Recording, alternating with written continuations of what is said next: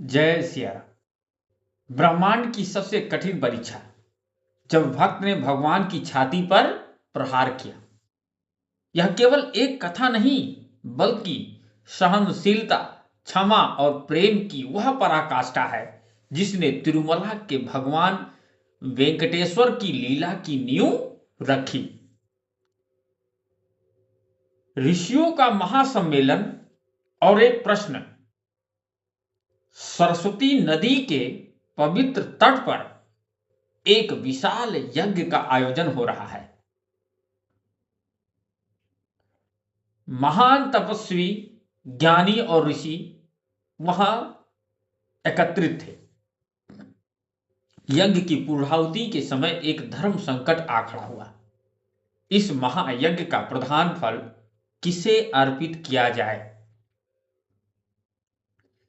सृष्टि में तीन महाशक्तियां हैं।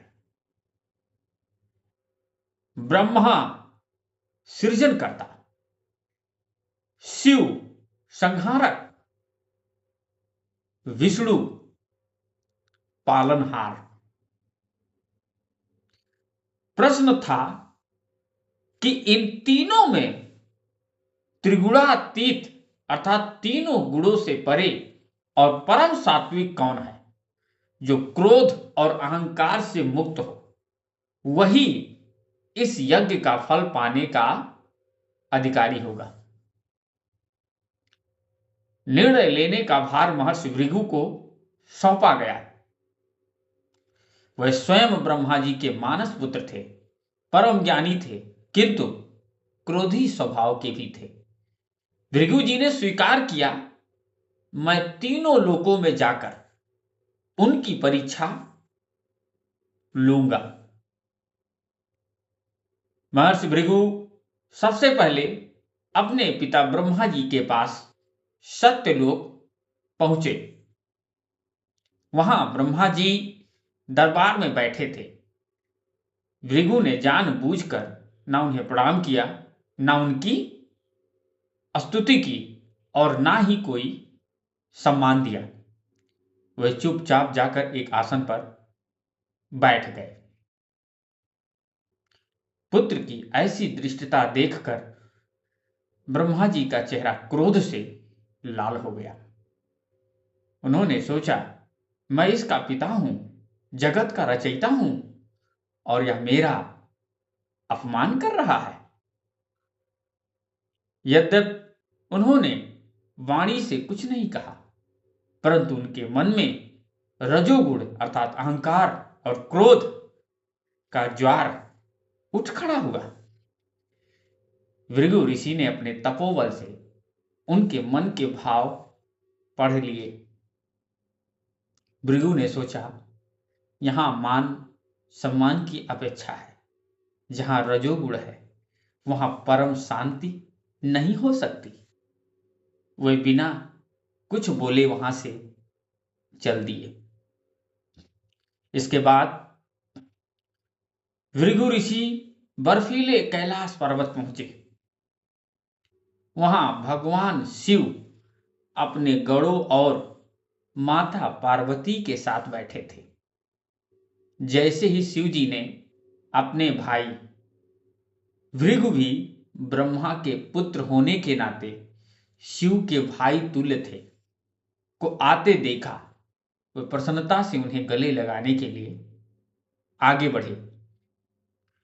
किंतु भृगु ने पीछे हटते हुए अपमानजनक शब्द कहे। ठहरिए महादेव, आप शमशानवासी हैं, भस्म रमाते हैं, आप वेद मर्यादा से बाहर हैं, मुझे स्पर्श मत कीजिए। भगवान शिव का प्रेम क्षण भर में प्रलयंकारी क्रोध में बदल गया। उनका तीसरा नेत्र खुलने को हुआ, हाथ में त्रिशूल चमक उठा। वे भृगु को भस्म करने ही वाले थे कि माता पार्वती ने उनके चरण पकड़ लिए और उन्हें शांत किया। भृगु ने जान लिया, यहां तमोगुण है, शीघ्र क्रोध का वास है, जो इतनी जल्दी क्रोधित हो जाए वह सृष्टि का सर्वोच्च पालक नहीं हो सकता। अंत में महर्षि भृगु बैकुंठ धाम पहुंचे। यहां का वातावरण अद्भुत था। भगवान नारायण शेषनाग की सैया पर योग निद्रा में लीन थे। माता लक्ष्मी अत्यंत प्रेम से उनके चरण दबा रही थी। भृगु ऋषि को लगा कि भगवान उन्हें देखकर भी अनदेखा कर रहे हैं, जबकि वे सो रहे थे। ऋषि का क्रोध सातवें आसमान पर पहुंच गया। उन्होंने सोचा, मैं एक ब्राह्मण द्वार पर खड़ा हूं और यह सोने का नाटक कर रहे हैं। मुझे इनका अहंकार तोड़ना होगा। तभी वह अकल्पनीय घटना घटी जिसने तीनों लोगों को कंपित कर दिया। महर्षि भृगु ने आओ देखा न ताओ, दौड़कर भगवान विष्णु की ब्रज समान कठोर छाती पर एक जोरदार लात मारी। लात लगते ही भगवान नारायण हड़बड़ाकर जाग उठे। सामने भृगु ऋषि को क्रोध में खड़ा देख भगवान को न क्रोध आया और न ही उन्होंने दंड दिया। इसके विपरीत वे जल्दी से सैया से उतरे और भृगु ऋषि के चरणों में गिर पड़े। नारायण ने भृगु के पैर अपने हाथों में ले लिए और बड़े प्यार से सहलाते हुए बोले, हे ब्रह्म ऋषि, क्षमा करें, मुझे आपके आगमन का पता नहीं चला।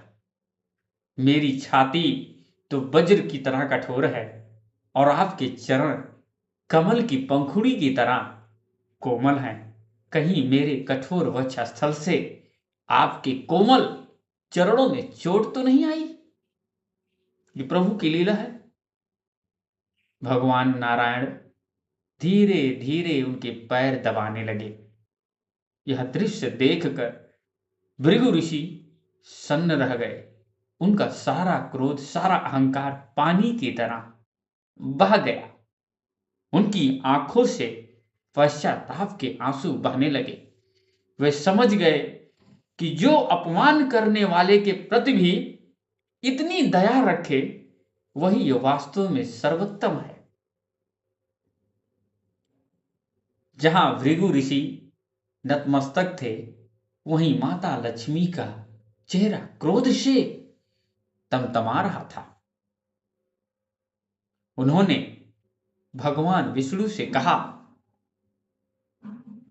स्वामी, यह कैसी उदारता!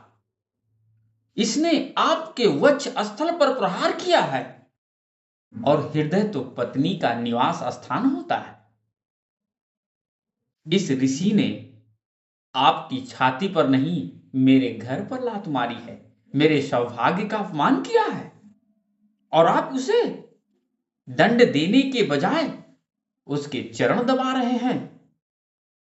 विष्णु जी ने मुस्कुराकर कहा, देवी, ऋषियों का क्रोध भी आशीर्वाद होता है। क्षमा ही मेरा धर्म है। किंतु देवी लक्ष्मी का स्वाभिमान आहत हो चुका था।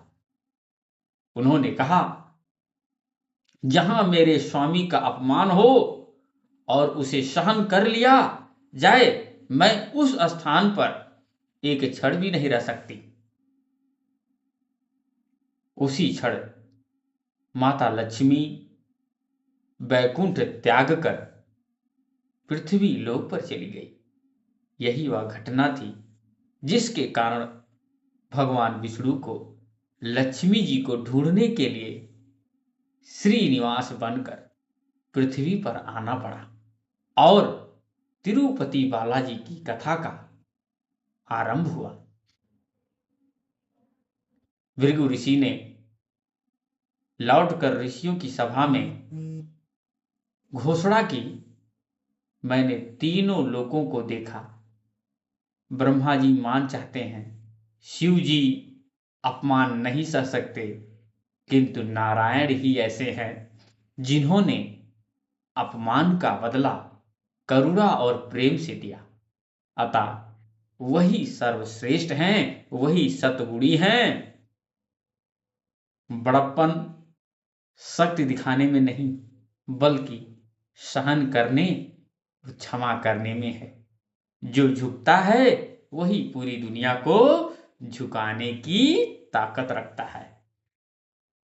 अतः प्रेम से बोलो, ओम नमो नारायणाय, नारायणाय नमः।